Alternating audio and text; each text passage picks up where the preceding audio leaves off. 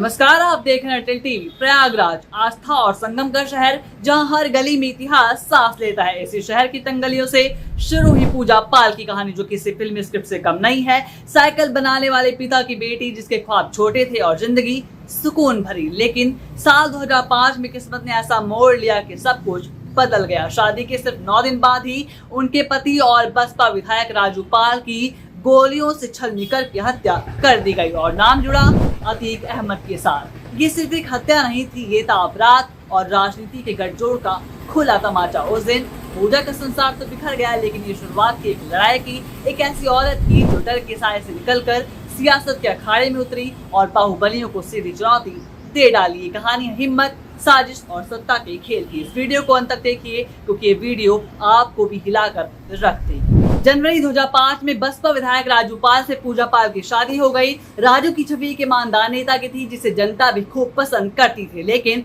25 जनवरी को सब कुछ बदल गया। दिन के उजाले में राजू की कार का 5 किलोमीटर तक पीछा हुआ।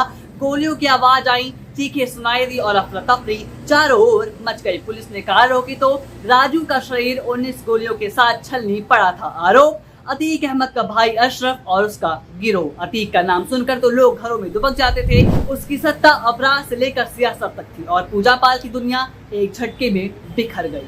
राजू पाल की हत्या के बाद 2005 में उपचुनाव का ऐलान हुआ। बहुजन समाज पार्टी ने पूजा पाल को मैदान में उतारा। एक ऐसी महिला जिसने कभी सियासत का मंच भी नहीं देखा था, हथियारों से टकराने को तैयार थी, क्योंकि सामने था अशरफ, राजू पाल का कथित हत्यारा और समाजवादी पार्टी का उम्मीदवार। ये चुनाव वोटों से ज्यादा डर और सत्ता की जंग का था। अतीक अहमद का खौफ तो शहर में छाया हुआ था, लोग सहमे हुए थे, लेकिन नतीजा भी वही आया जिसकी पहले से सभी को उम्मीद थी। अशरफ जीत गया और पूजा पाल हार गई। लेकिन 2007 का विधानसभा चुनाव आया। प्रयागराज में माहौल बदल चुका था। जनता अब डर से तंग थी और बसपा प्रमुख मायावती ने पूजा पाल के लिए खुद प्रचार प्रसार किया। सड़कों पर भीड़ उमड़ी, मानो शहर का गुस्सा अब जाग उठा हो। ये सिर्फ वोटों की जंग नहीं, बल्कि बाहुबल के खिलाफ जनता की बगावत थी। मतदान के दिन लंबी कतारें लगी और हर चेहरे पर बदलाव की चाह दिखाई दी और नतीजा पूजा पाल ने अशरफ को हरा दिया। और ये जीत सिर्फ एक सीट की नहीं, बल्कि पूरे प्रदेश में एक संदेश थी। डर को ठुकरा कर जनता ने साबित कर दिया कि सत्ता का अहंकार टिक नहीं सकता। 2012 में सियासत ने फिर से रंग बदला। इस बार पूजा के सामने खुद अतीक अहमद था। अतीक अहमद अपराध, डर और सत्ता का सबसे बड़ा चेहरा। ये मुकाबला सिर्फ वोटों का नहीं था, बल्कि डर और हौसले का था। पूजा पाल ने गलियों मोहल्लों में जनता से जुड़कर प्रचार प्रसार किया। लोग उनके साथ भी आए और नतीजा निकला तो हर कोई हैरान रह गया, क्योंकि पूजा पाल ने अतीक अहमद को 8,885 वोटों से हरा दिया। लेकिन 2017 में सियासी समीकरण बदल गए। 2017 के विधानसभा चुनाव में बसपा उम्मीदवार तीसरे स्थान पर खिसक गई। इसके बाद आया साल 2022 में पूजा पाल ने समाजवादी पार्टी से कौशाम्बी की सीट जीत ली। लेकिन 17 सालों से अदालतों में हत्यारों के खिलाफ उनकी लड़ाई अब भी अधूरी थी। अप्रैल 2023 की रात सब कुछ बदल गया।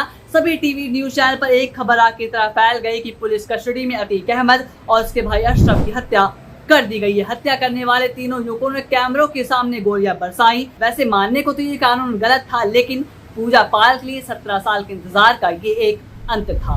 इस पूरे घटनाक्रम के बाद सपा विधायक पूजा पाल योगी आदित्यनाथ और उनके कानून व्यवस्था की तारीफ करते नजर आने लगी। जहां पर वो जाती वहां पर तारीफें करती योगी आदित्यनाथ और उनकी कानून व्यवस्था की। लेकिन बीते विधानसभा के मॉनसून सत्र के दौरान जब पूजा पाल को बोलने का मौका मिला तो एक बार फिर से वे योगी आदित्यनाथ की तारीफ करते नजर आई और ये बात समाजवादी पार्टी को नागवार गुजरी, जिसके बाद उन्हें पार्टी से निष्कासित कर दिया गया और ये खबर फिर से आग की तरह फैल। अब तो कयास लगाए जा रहे हैं कि पूजा पाल भारतीय जनता पार्टी का रुख कर सकती हैं। अब आगे क्या होता है, पूजा पाल का फैसला क्या होगा, ये सब तो देखने वाली बात होगी। लेकिन अटल टीवी आप देखते रहिए, क्योंकि यहाँ आपको मिलेंगी अच्छी और सच्ची खबरें।